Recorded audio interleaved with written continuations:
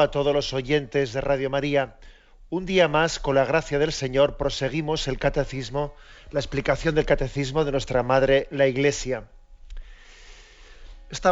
Hoy iniciamos una sección nueva dentro de la cuarta parte. Quizás sea un buen momento para hacer una recapitulación y explicar cuál es la estructura del catecismo. El catecismo de la Iglesia Católica tiene 4 partes. La primera parte explicaba la fe, el credo. La segunda parte explicaba la celebración litúrgica, los sacramentos. La tercera parte explicaba la moral, la llamada vida en Cristo, los mandamientos. Y la cuarta parte explica la oración, que es en la que estamos. Y esta cuarta parte tiene 2 secciones. La primera sección, que ya hemos concluido, es la oración y la vida cristiana. Explica qué es la oración y da distintas explicaciones sobre ella. Y la segunda sección dentro de esta cuarta parte, la segunda sección de la oración, es la explicación del Padre Nuestro, que es la que comenzamos hoy.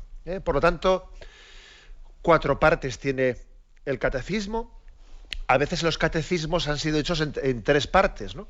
Que son credo, sacramentos y mandamientos. Bien, este catecismo le ha añadido una cuarta parte, que tampoco era algo totalmente novedoso, sino que ya existía en la tradición de la Iglesia. Al credo, a los sacramentos y a los mandamientos le ha añadido la explicación de la oración, del Padre Nuestro. Si decimos que para que un banco se mantenga en pie necesita un mínimo de 3 patas, ¿no? Todavía si añadimos una cuarta, las 4 patas del banco, pues tiene una máxima estabilidad. Esta es la explicación, ¿eh? Esta es la estructura del catecismo. Por lo tanto, dentro de la cuarta parte sobre la oración, ya hemos concluido la primera sección. La primera sección era ¿qué es la oración? Una explicación de la vida cristiana orante. Y ahora vamos a explicar el Padre Nuestro. Es a partir del punto 2759. Bien, dice así: estando él, Jesús, en cierto lugar, cuando terminó, le dijo uno de sus discípulos: Maestro, enséñanos a orar, como enseñó Juan a sus discípulos.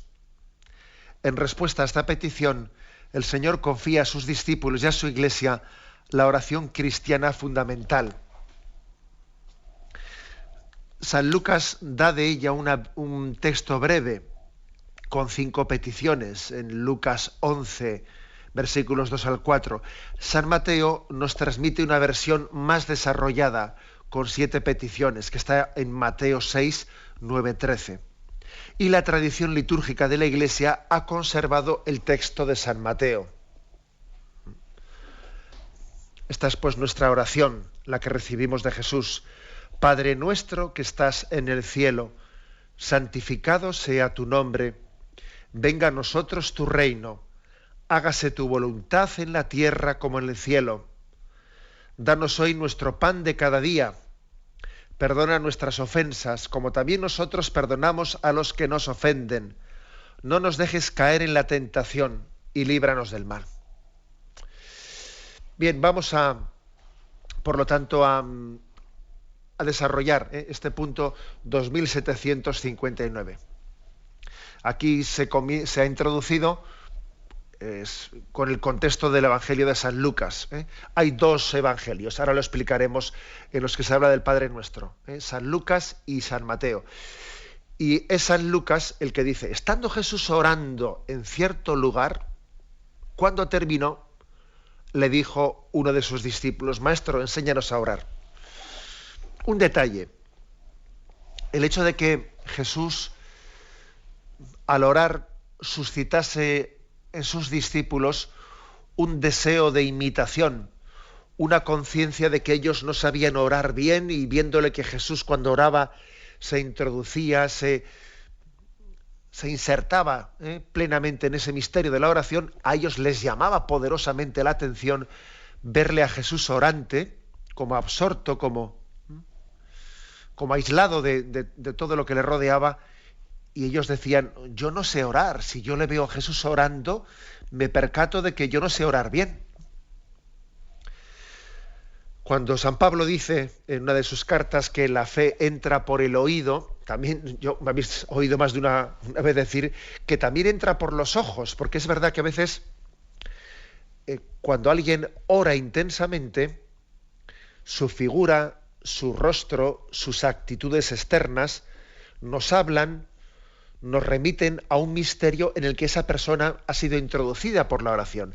Y también la fe entra por los ojos, también los discípulos viéndole a Jesús orar, porque obviamente Jesús oraría pues en silencio, la mayoría de las veces, ¿no? Con una oración silenciosa, en un coloquio íntimo en su corazón con el Padre. Pero claro, aquello se traslucía.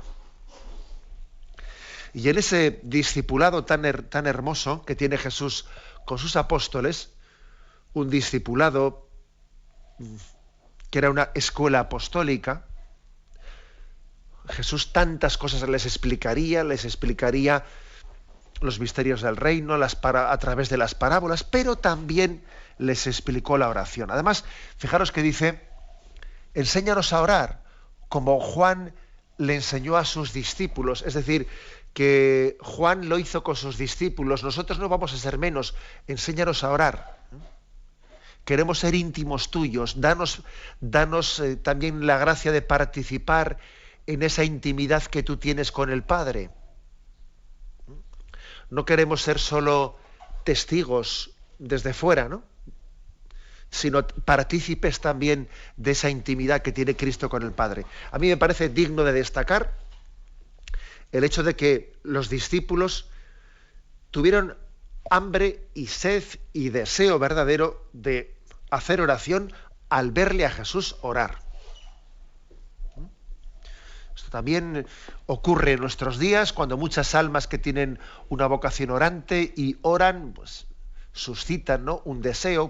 ¿Qué pasa en muchos monasterios contemplativos? Que son un auténtico foco de atracción.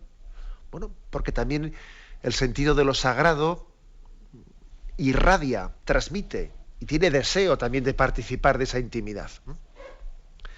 Esta es la primera consideración, creo, importante de ese texto.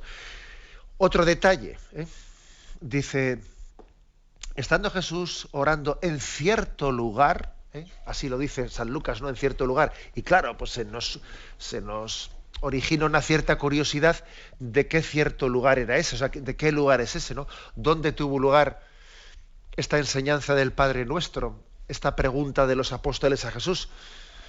Bueno, pues la verdad es que, como es lógico, el Evangelio no lo dice y entonces no podemos afirmarlo como una verdad revelada, qué lugar era ese, ¿no? Pero sí existen ciertas tradiciones. La principal, la tradición más extendida, es que ese lugar era en el Monte de los Olivos, donde se conserva la gruta y la basílica del Padre Nuestro. Entre los oyentes de este programa seguro que habrá muchos que han sido peregrinos a Jerusalén y recuerdan muy bien cómo en lo alto del Monte de los Olivos, muy cerca del lugar de la Ascensión, se encuentra la gruta y la basílica donde, según la tradición, Jesús enseñó a rezar el Padre Nuestro. Es un lugar muy emblemático por el hecho de que allí se conserva, hay muchos mosaicos con el Padre Nuestro en muchos idiomas, en cientos de idiomas, y los peregrinos acostumbramos a sacarnos una foto, un recuerdo, pues en el lugar en el que está el Padre Nuestro en nuestro propio idioma. La gruta, hay una gruta y encima de la cual gruta se construyó una basílica, ¿no?, que luego fue derruida, etcétera, como casi siempre en la historia de Tierra Santa. La gruta está protegida a la sombra de un monasterio de carmelitas de clausura, que fue fundado en 1868, o sea que todavía en la historia reciente este lugar en el que el Señor nos enseñó a orar está custodiado por unas carmelitas. Ahora, muy apropiado, ¿no? Muy apropiado que unas religiosas que tienen la vocación contemplativa de orar al Señor custodien el lugar en el que el Señor nos enseñó a orar. según una tradición muy antigua, Jesús y sus apóstoles estuvieron repetidas veces en esa gruta. La gruta está junto al camino desde la antigua vía de Betania a Betfagé, por donde pasó Jesús más de una vez. Y según dicha tradición, Jesús instruía allí a sus apóstoles sobre muchas cosas y les enseñó también el Padre Nuestro. Es un lugar desde el que se ve perfectamente Jerusalén, y el recuerdo de esta tradición debía de ser muy fuerte, porque Santa Elena, sabéis que Santa Elena es la madre de Constantino, el emperador cuando el Imperio Romano se hizo cristiano, y ella visitó los santos lugares y rescató la memoria, allá en el siglo IV, la memoria de la comunidad cristiana que todavía en Jerusalén pervivía, ¿no? Y que había vivido de una manera medio clandestina, pero que mantenía la memoria de qué lugares habían sido aquellos en los que Jesús había predicado. Bueno, pues Santa Elena rescata, todavía había una memoria viva de que esa gruta era el lugar en el que Jesús había enseñado el Padre Nuestro, y toma la determinación de construir allí una basílica, y lo hace en el año 326. Lo hace con el nombre, la Basílica de Eleona. Eleona. Pues es una basílica construida por ella, que conserva debajo de la basílica la gruta en la que el Señor enseñó el Padre Nuestro. Luego Egeria, que también nos sonará este nombre, que fue una peregrina, allí también en el siglo IV, que llegó a Jerusalén, y hizo una peregrinación levantando, dando también testimonio y levantando también como un acta escrita sobre todos los recuerdos que había vivido. También Egeria nos habla de este lugar y nos dice cómo después de comer los cristianos de Jerusalén se apresuraban a reunirse en este lugar, en esta basílica, en Eleona, donde está la gruta en la que el Señor había enseñado a los apóstoles el Padre Nuestro. Y dice que allí acudían después de comer los cristianos y cómo oraban hasta horas prolongadas. Por lo tanto, hay una tradición de que este es el lugar al que se refiere el Evangelio, y desde luego parece, ¿no? Pues parece que tiene muchas bases bastante firmes para aceptar como cierta esta tradición. Luego esta basílica fue destruida con la invasión de los persas, pero a pesar de ser destruida en la invasión de los persas, continuó el culto en la cripta, como consta también por testimonios posteriores. La basílica fue destruida, pero continúa el culto en la cripta. Bien, este es pues un poco respondiendo a este dato. Iba a decir de curiosidad, ¿no? Pero yo creo que también no es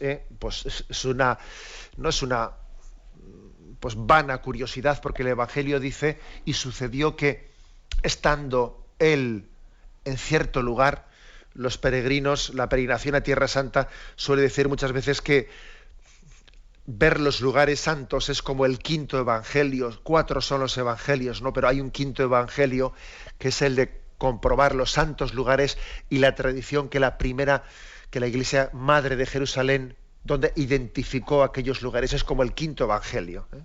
Por lo tanto, basílica, gruta y basílica del Padre Nuestro, que se conserva en lo alto del Monte de los Olivos.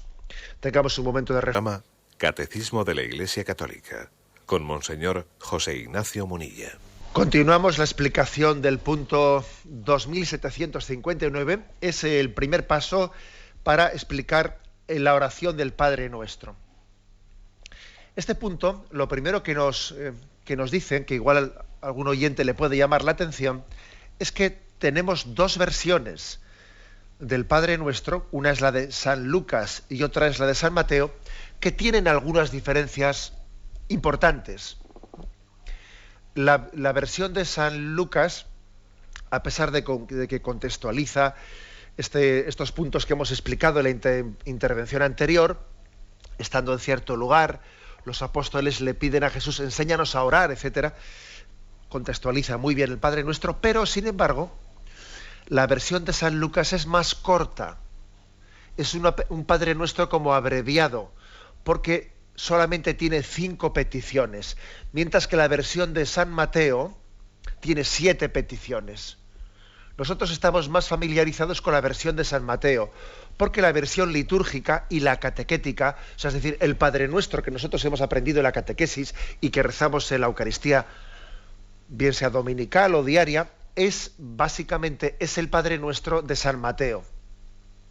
Ante 2 versiones, una más corta y otra más larga, pues catequéticamente la Iglesia se ha quedado con la de San Mateo. Bueno, me imagino que una primera reflexión es, algún oyente puede decir, bueno, y esto qué raro, ¿no? Entonces, ¿cómo es posible que en la palabra de Dios haya 2 versiones? ¿Cómo Lucas pudo recortar el Padre Nuestro? Porque claro, hay 2 peticiones en concreto que en San Lucas no vienen, ¿no?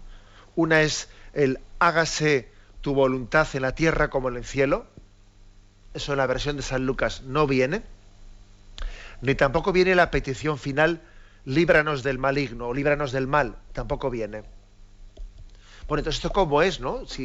Bueno, pues no hay que hacer problema de lo que no es problema, ni mucho menos escandalizarse, ni nada por el estilo. Todos sabemos que los apóstoles, cuando ponen por escrito los evangelios, están poniendo por escrito tradiciones orales. Es decir, los evangelios, antes de haber estado puestos en el papel, fueron tradiciones orales. Las palabras que Jesús decía eran transmitidas, eran comunicadas, ¿no? En el pueblo judío existía una capacidad muy grande de transmisión oral de los dichos y las palabras de Jesús. Nosotros hoy en día tenemos muy poca capacidad de memorización y de transmisión oral, pero los judíos la tenían muy grande. Tened en cuenta que en aquel tiempo lo lógico es que uno no tuviese en su casa, en su hogar, pues la posibilidad de tener libros, mucho menos de escribir. Digamos que el lenguaje escrito estaba reducido para unos privilegiados. Luego, la forma de transmisión era el lenguaje oral, aprendido con fórmulas memotécnicas, etcétera. De hecho, todo judío sabía los 150 salmos de memoria. Los 150 salmos del Salterio se los sabía perfectamente de memoria. Bien, con esa gran capacidad memotécnica, pues uno sabe que durante los primeros años, las primeras décadas incluso, después de la ascensión de Cristo a los cielos, los apóstoles van transmitiendo la noticia de las palabras de Jesús y el pueblo las va guardando y las va transmitiendo por fórmulas orales.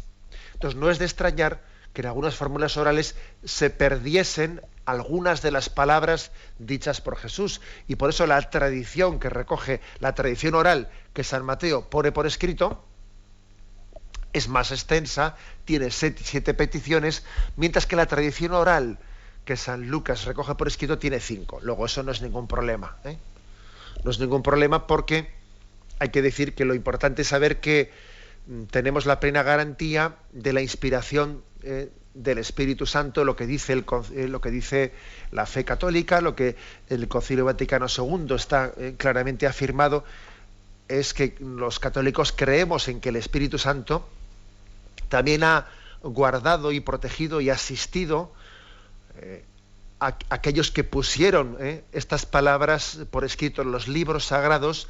Han sido escritos bajo la inspiración del Espíritu Santo. Luego la versión de San Lucas es palabra de Dios y la versión de San Mateo es palabra de Dios. Por otra parte, una no niega a la otra, sencillamente es que la versión de San Mateo es un poco más larga, o sea, recoge 2 peticiones más que había hecho Jesús en el Padre Nuestro, ¿no? Luego no se contradicen, sencillamente se complementa una a la otra. Y tenemos esa garantía, ¿no?, de inspiración del Espíritu Santo en ella. Bueno, esta es la primera consideración. Nos quedamos con la versión de San Mateo porque añade 2 peticiones más, que lógicamente son muy importantes. Hágase tu voluntad en la tierra como en el cielo y líbranos del mal. Y hasta aquí, digamos, esta es el origen de dónde ha venido esta oración que enseña la Iglesia. ha venido, tiene esta fuente, ¿no? Hay otro detalle, y es que tenemos también una tercera versión del Padre Nuestro. Lo que ocurre es que esa tercera versión no está contada, no está narrada en los Evangelios, sino está narrada en uno de los primeros escritos, allá por el año 100, que es la llamada Didaché, Didaché o Didaché, o Didaché, porque aquí también se le dice de distintas formas, ¿no? Se pronuncia este nombre.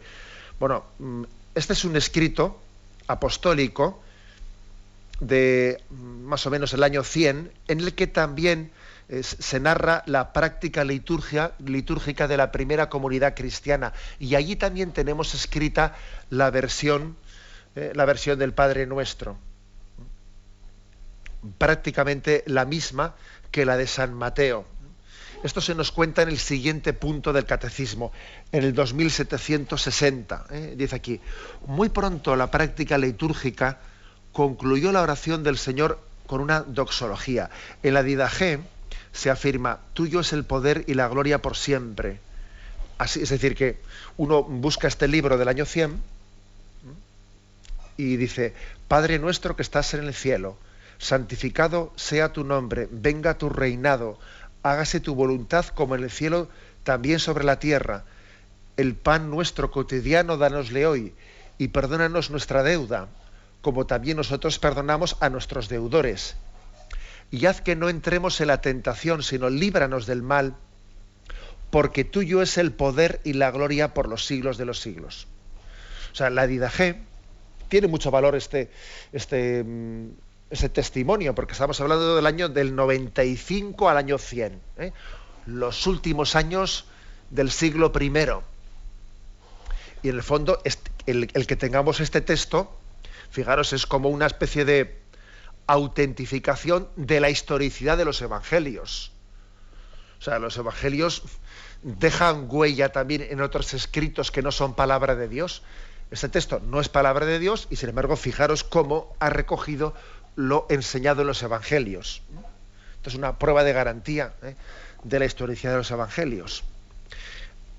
Ese texto que recoge la Didaché, cuál era la enseñanza de los apóstoles y cómo era la oración litúrgica de la primitiva comunidad cristiana, también ha seguido la tradición de San Mateo, pero le ha añadido al final, después del líbranos del mal, porque tuyo es el poder y la gloria por los siglos.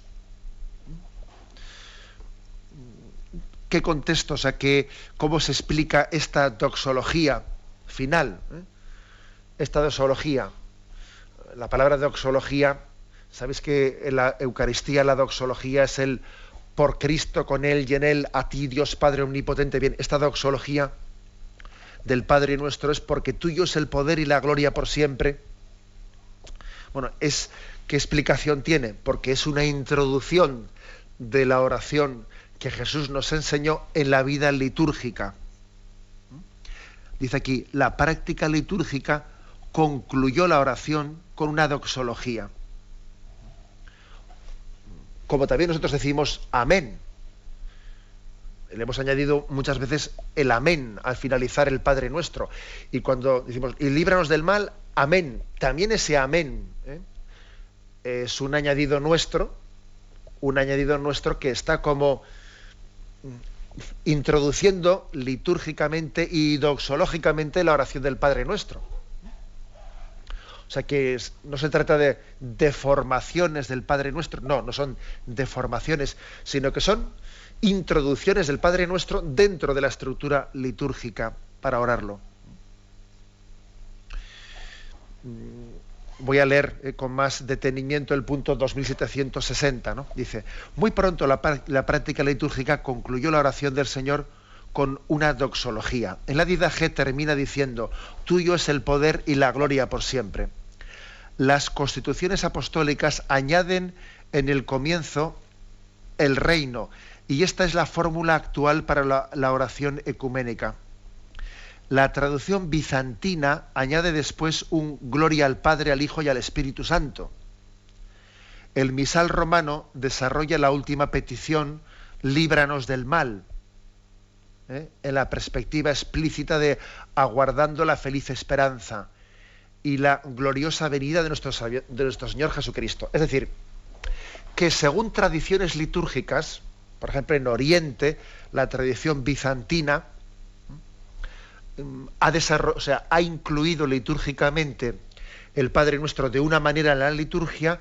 Nosotros en nuestra tradición litúrgica lo hemos incluido de otra.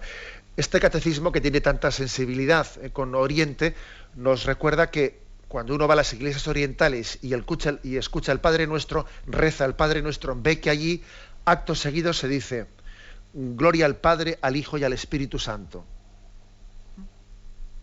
Bueno, pues se ha añadido el gloria. Ojo, también nosotros, no en la liturgia, pero sí a veces en nuestros hogares solemos rezar el Padre Nuestro seguido del Ave María y el Gloria. Bueno, pues los orientales, en la celebración de la liturgia, después del Padre Nuestro, rezan el Gloria. Glorifican al Padre, al Hijo y al Espíritu Santo. Nosotros, sin embargo, aquí nos recuerda el catecismo, nosotros tenemos dentro de la liturgia como una oración que es la que toma pie de las peticiones del Padre Nuestro para concretarlas, que es esa oración famosa de líbranos, Señor, de todos los males y concédenos la paz en nuestros días, para que, ayudados por tu misericordia, vivamos siempre libres de pecado y protegidos de toda perturbación, mientras esperamos la gloriosa venida de nuestro Salvador Jesucristo. Esta es la fórmula por la que se introduce el Padre Nuestro dentro de la liturgia. Vamos a explicar ahora esta fórmula, pero primeramente tenemos un momento de reflexión. Continuamos explicando en esta edición del Catecismo esta introducción primera a la explicación de la oración del Padre Nuestro. Si Dios quiere, en sucesivos programas iremos explicando punto por punto cada una de las peticiones que tiene esta oración del Padre Nuestro.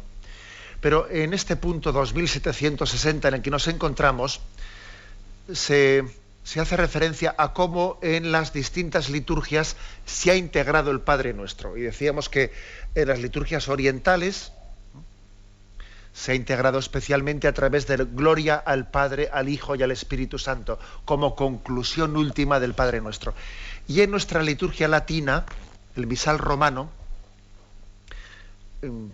seguidamente del Padre Nuestro, hace una oración pronunciada por el sacerdote que, como veis, es una especie de ratificación, como personalización, como hacer nuestra la oración del Padre Nuestro, volviendo a poner el acento en esas peticiones principales que Jesús nos ha enseñado a hacer, ¿no?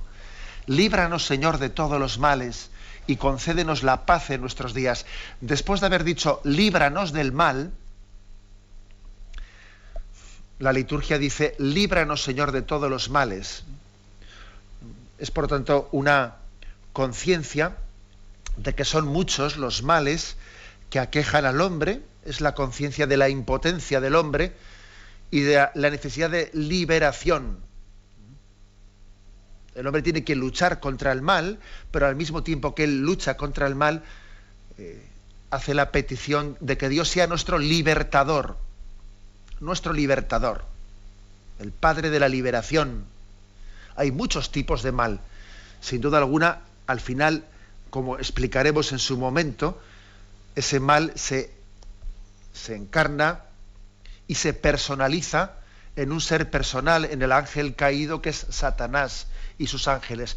Por eso también la traducción más literal es líbranos del maligno.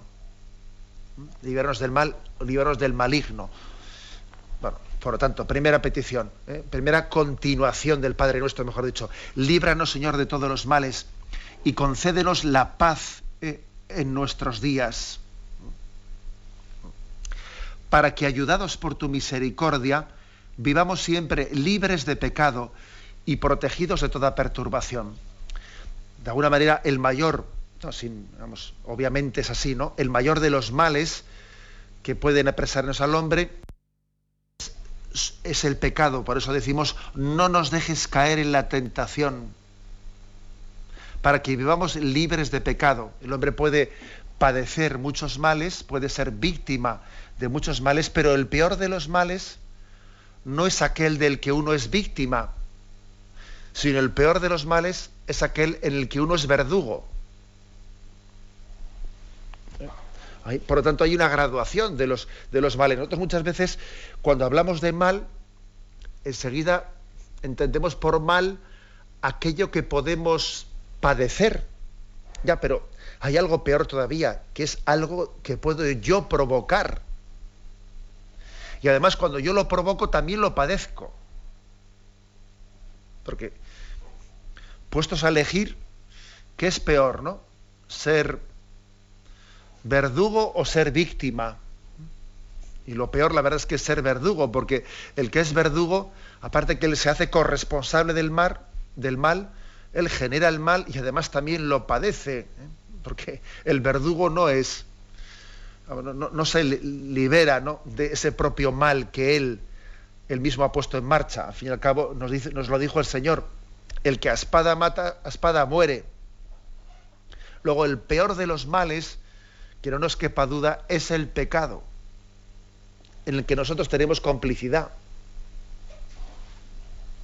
Consciente de eso, la Iglesia, después de haber rezado el Padre Nuestro, ahora, fijaros de qué manera está rezando, ¿no?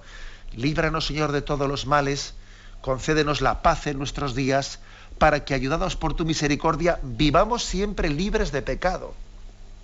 Y además se lo pedimos por la misericordia de Dios, sabiendo que es nuestra responsabilidad, pero que al mismo tiempo es responsabilidad y es gracia. Es gracia de Dios y es responsabilidad nuestra. Sin la gracia de Dios no podríamos vencer al pecado. Ahora bien, con la gracia de Dios también tenemos la responsabilidad de no enterrar la gracia, de no hacerla estéril, ¿no?, de no ahogarla, sino de dejarla que dé fruto en nosotros, de manera que seamos rescatados por nuestra colaboración del pecado. Esta es la forma en la que la Iglesia ha concluido el Padre Nuestro dentro de la celebración litúrgica. Como veis, es una reflexión muy madura. Es caer en cuenta de qué es lo principal que está aquí transmitiéndonos el Padre Nuestro. Bueno, por eso dice, para que vivamos libres de pecado y protegidos de toda perturbación, mientras esperamos la gloriosa venida de nuestro Salvador Jesucristo. Bueno, es decir, estamos expectantes, es decir, la Iglesia concluye el Padre Nuestro con la consciencia de que estamos expectantes y de que esta oración es la oración de aquel que va camino de la gloria, que es el homo viator, que es peregrino y que sabe muy bien que su esperanza definitiva todavía está por realizarse. La gloriosa venida de nuestro Salvador Jesucristo, dice, mientras que esperamos, ¿no? O sea, el cristiano está esperando, está expectante, está con las lámparas encendidas, esperando la llegada del esposo. Luego, la oración del Padre Nuestro es la oración de quien no duerme, sino que está con las lámparas encendidas. Es toda una actitud de cómo se reza el Padre Nuestro, de cómo se vive en presencia de Dios, sin adormecerse, de alguna manera, sin que dejemos que seamos como absorbidos por esta vida, sin perder la perspectiva de peregrino, sin apegarnos, sin acomodarnos a este mundo, que es muy fácil que ocurra. O sea, es por lo tanto la oración propia de quien va de camino. Como cuando la Sagrada Escritura, hablando de cómo se iba a celebrar la última cena o la conmemoración de la salida de Egipto, dice, los judíos solían celebrar aquella cena pascual, la celebraban con la túnica ceñida, con las sandalias puestas, con el bastón en la mano, o sea, es decir, como quien hago esta conmemoración, pero vestido como para salir andando, salir caminando. Algo así es el Padre Nuestro. mientras esperamos la venida de nuestro Salvador Jesucristo. Vivir en vela, vivir la espera de la parusía, aguardando la feliz esperanza, dice aquí el Catecismo, ¿no? Tito, capítulo 2, versículo 13, aguardando la feliz esperanza. Vivir el Padre Nuestro es vivir también esa tensión litúrgica que vive la Iglesia del ya pero todavía no. Dios ya está con nosotros, no estamos solos, vivimos la paz y la confianza y el pleno abandono de que Dios está entre nosotros y no tenemos nada que temer, y al mismo tiempo somos conscientes de que todavía no lo tenemos plenamente, de que todavía estamos pendientes de su llegada. Luego es ese ya pero todavía no. Luego tengo hambre y deseo de Él, hambre de conocerle, de recibirle plenamente. Y esta doble dimensión de sentirnos en paz, porque Dios ya está entre nosotros, pero desear tenerle plenamente, porque todavía no hemos llegado a esa plena paz y posesión de la presencia de Dios. Bueno, esta doble tensión, esta doble expectativa, es la que se vive en el Padre Nuestro. Líbranos, Señor, de todos los males y concédenos la paz en nuestros días. Vivimos, ¿no? Pedimos la gracia de vivir en paz y al mismo tiempo vivir en tensión, ¿no? En esa sana tensión hacia la parusía, hacia la manifestación plena de Jesucristo en nuestra vida. Este es el Padre Nuestro. Así lo ha recibido la Iglesia. Así lo reza en su liturgia. Creo que es un don muy grande el que acompañados por el Catecismo, pues podamos ir poco a poco explicándolo, podamos ir poco a poco avanzando en su explicación. ¿Cuántas veces rezamos el Padre Nuestro y lo rezamos inconscientes de qué significan muchas expresiones, inconscientes de, bueno, pues todos sabemos que cuando hemos aprendido de pequeños una oración, la hemos aprendido con una explicación mínima. El Señor nos da la gracia ahora de que esa oración memorizada, ahora en este momento de nuestra vida, podamos como rumiarla, profundizar en ella. Este Catecismo de la Iglesia Católica nos va a dar una ocasión de gracia para ello. Lo dejamos aquí y continuaremos, Dios mediante, mañana esta explicación. Ahora vamos a dar paso a la intervención de los oyentes. Podéis llamar para formular vuestras preguntas al teléfono 917-107-700, 917-107-700.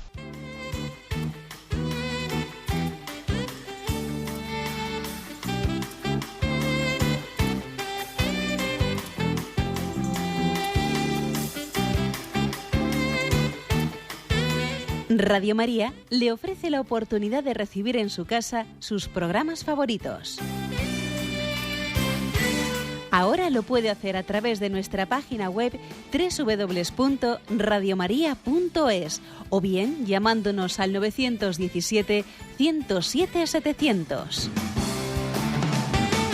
Pídanos el programa que más le interesa en cualquiera de sus emisiones, especificando el día y la hora que lo ha escuchado. Solo nos tiene que decir si lo quiere en CD de audio o CD o DVD en MP3.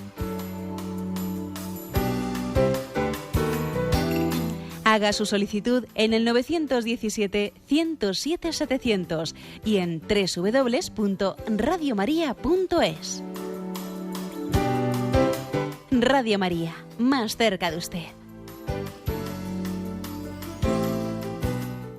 Escuchan el programa Catecismo de la Iglesia Católica con Monseñor José Ignacio Munilla. Sí, buenos días, ¿con quién hablamos?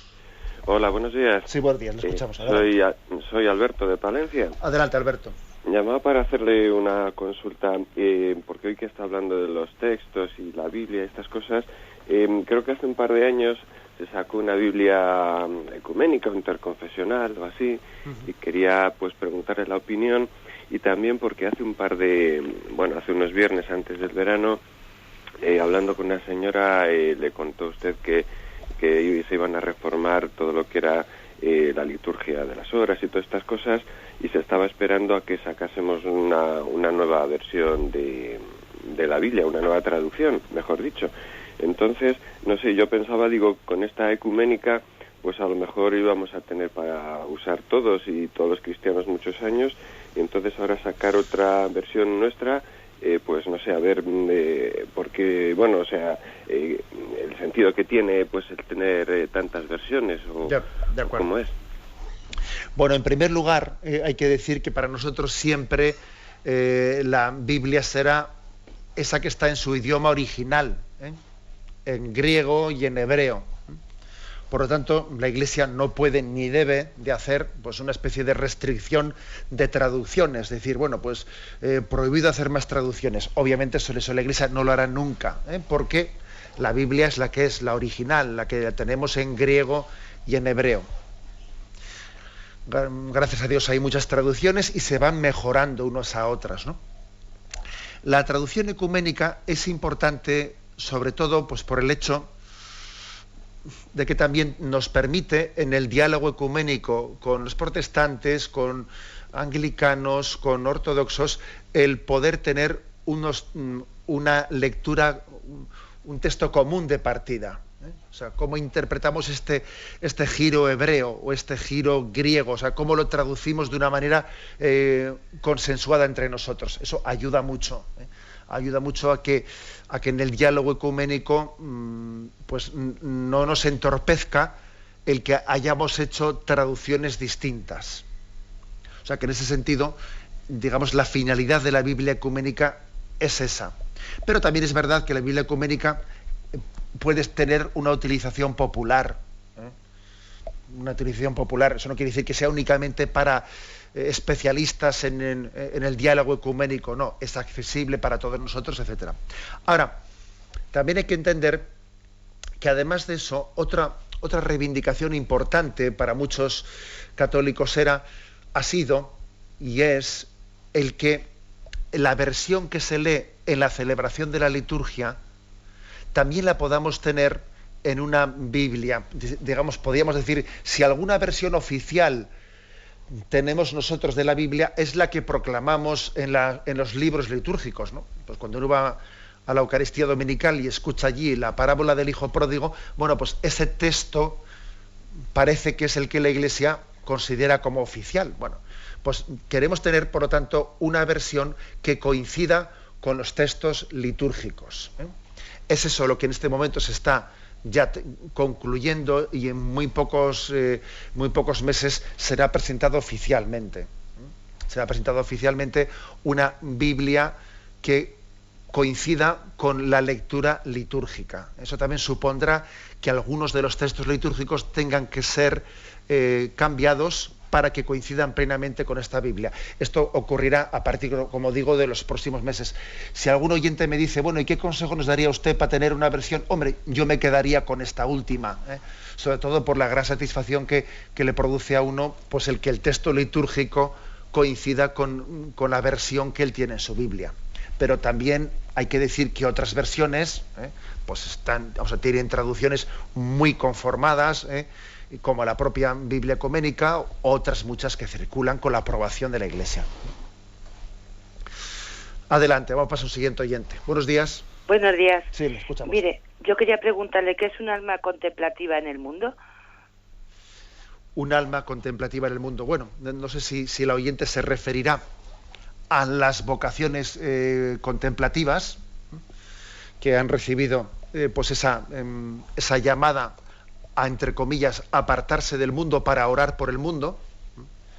Las almas contemplativas viven distintas formas de retiro del mundo, porque también según el carisma, pues no todos los carismas tienen el mismo nivel de clausura o de apartarse del mundo, pero sí viven de alguna manera ser apartados por el Señor para ser orantes por el mundo.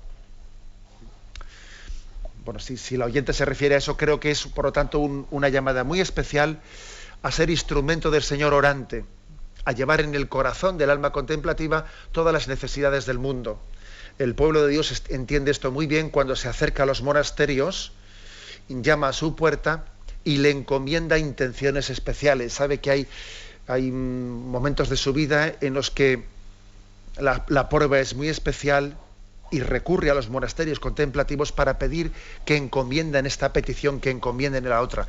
También es verdad que esos monasterios están diariamente orando por todas nuestras necesidades, aunque no las conozcan, pero a veces se las encomendamos explícitamente, ¿no?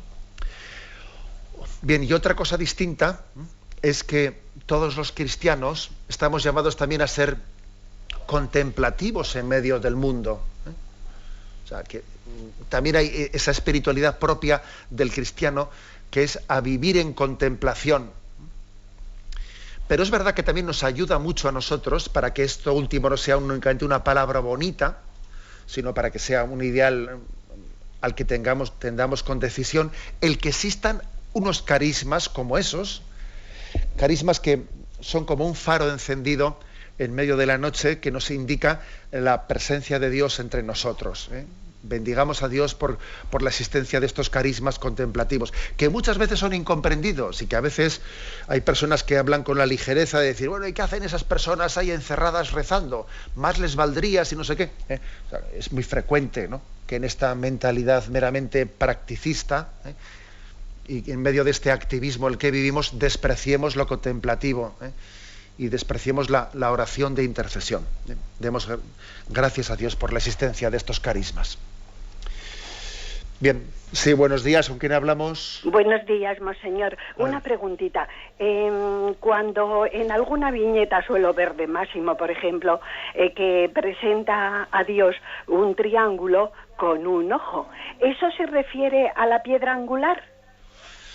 Pues la verdad es que, bueno, cuelga usted, que si quiere que le respondo por la radio, ¿eh? Gracias. Vale, la verdad es que no, esa representación del triángulo con un ojo en medio, bueno, pues es una tradición que hace referencia al Dios ante el que toda nuestra vida está presente, Dios que lo ve todo, para entendernos, es lo que significa, ese triángulo con el ojo en medio, Dios que lo ve todo, no hay nada oculto a los ojos de Dios.